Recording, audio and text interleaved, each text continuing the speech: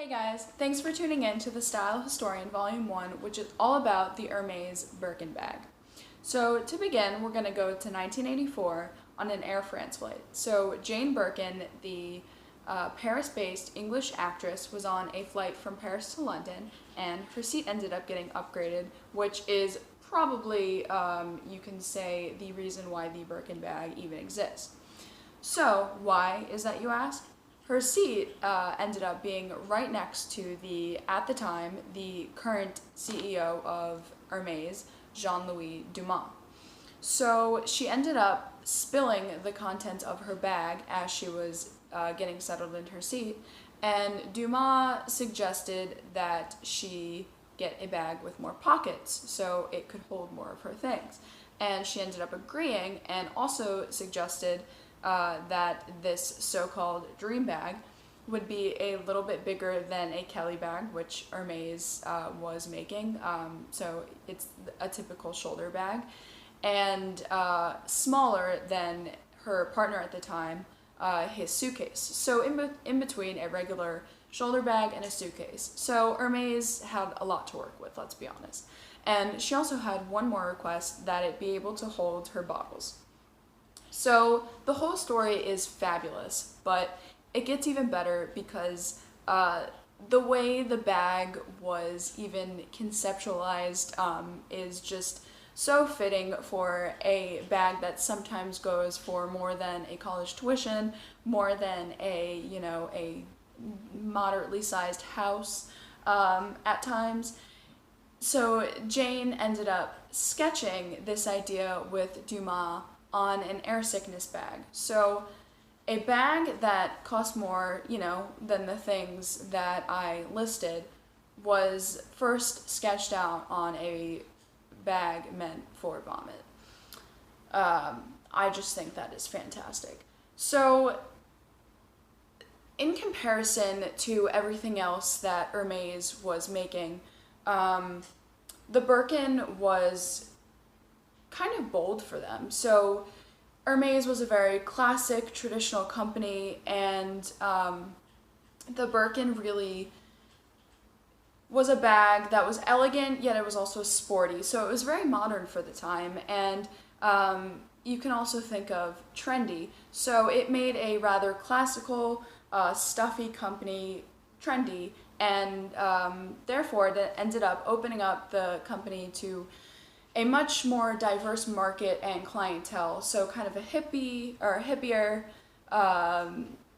trendier crowd, if hippier is a word. I don't think it is.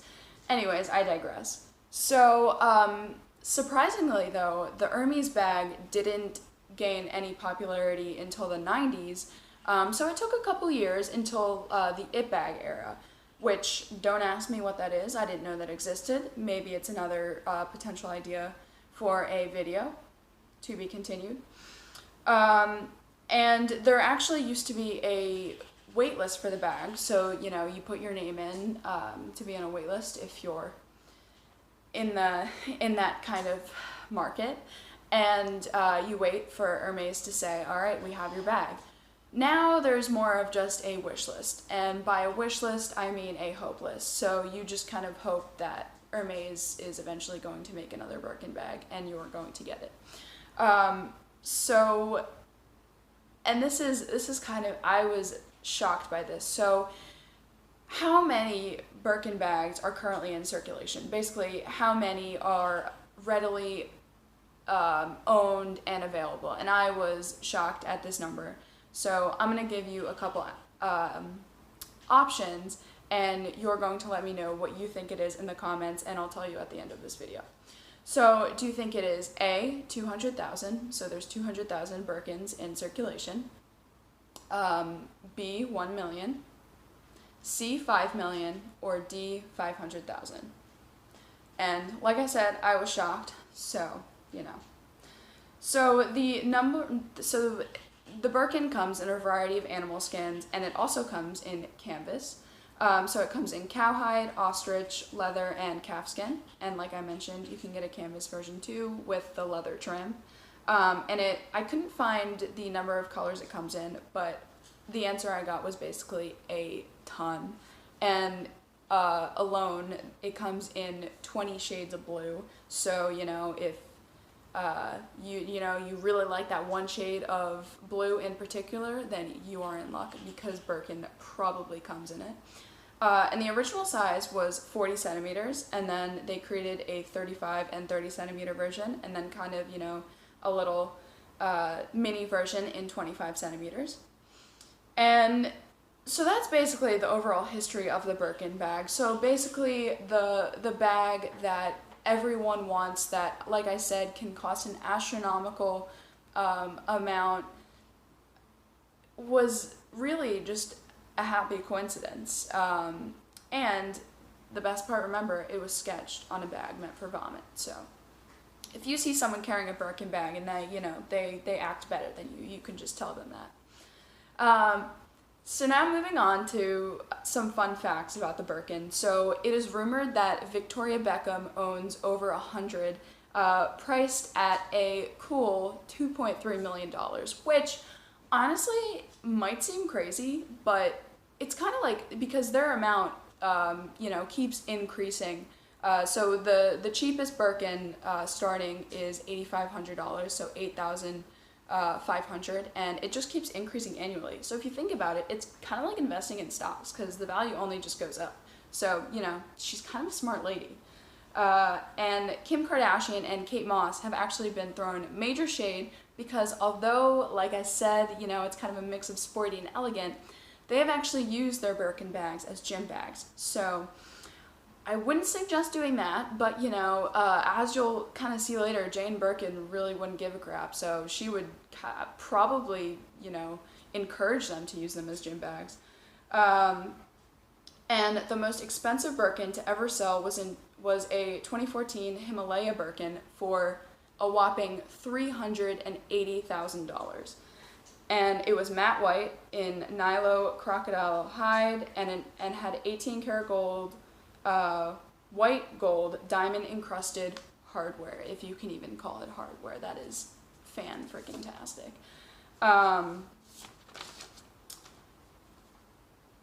So just kind of a question, would you rather buy a bag or a house? Because that's kind of what it comes down to at that point.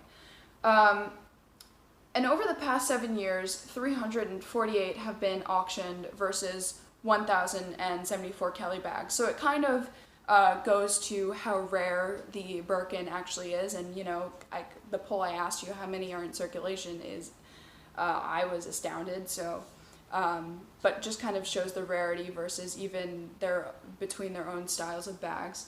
The bright colors are the least common on the secondhand market, and the pink and purple colors are the most common, with an average sale price of $13,500 and $18,000. So, you know, a semester at school.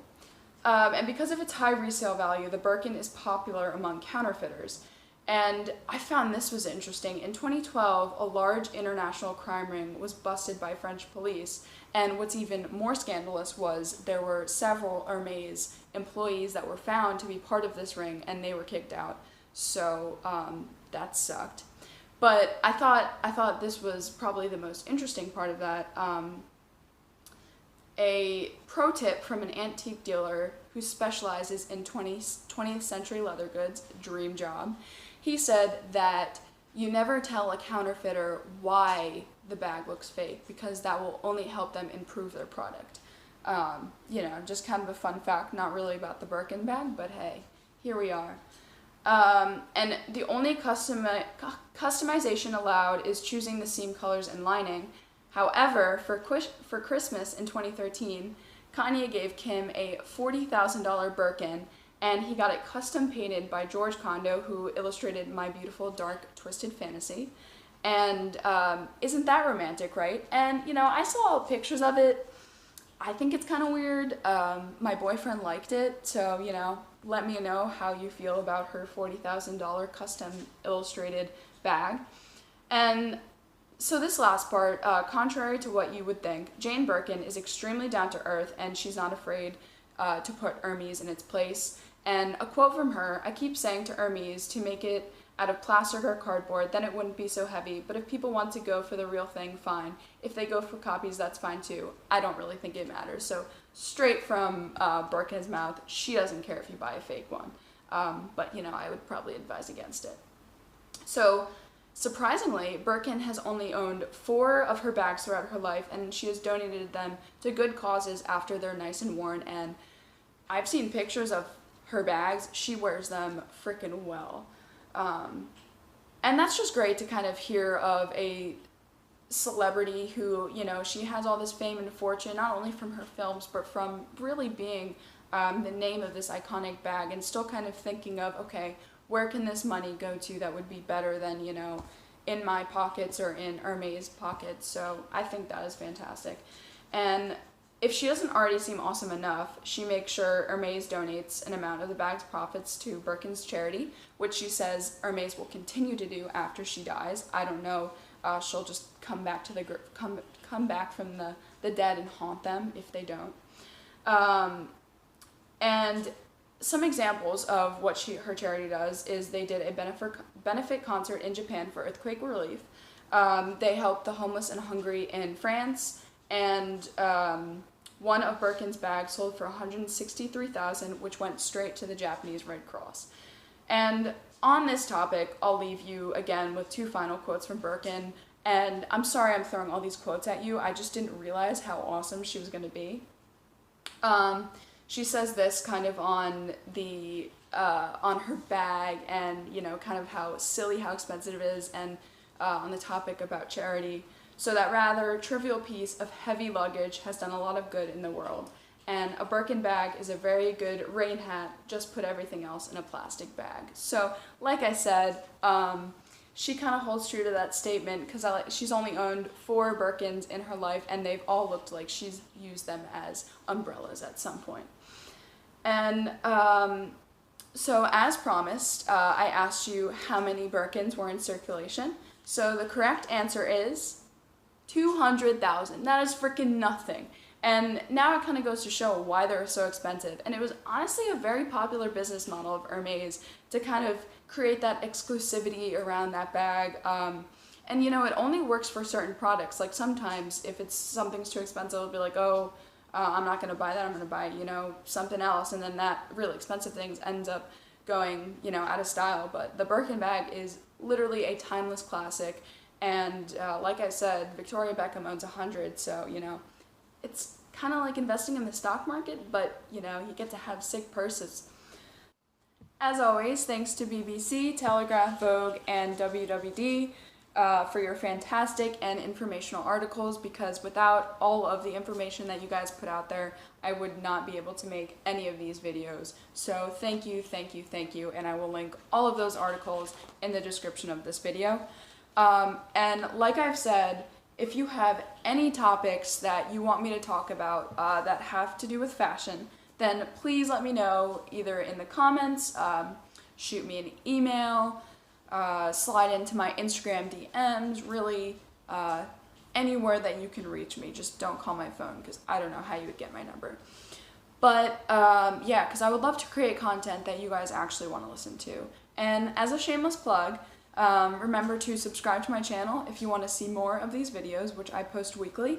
Follow me on Instagram if you want to see my vintage outfits of the day, and love for luxury style when I can afford it, and that is The Style Historian. And then I also have a website which combines my video and my Instagram, which is thestylehystorian.com. So subscribe to my channel, follow me on Instagram, and bookmark my website. And again, if you have any topic suggestions, please let me know in the comments below. Thanks, guys!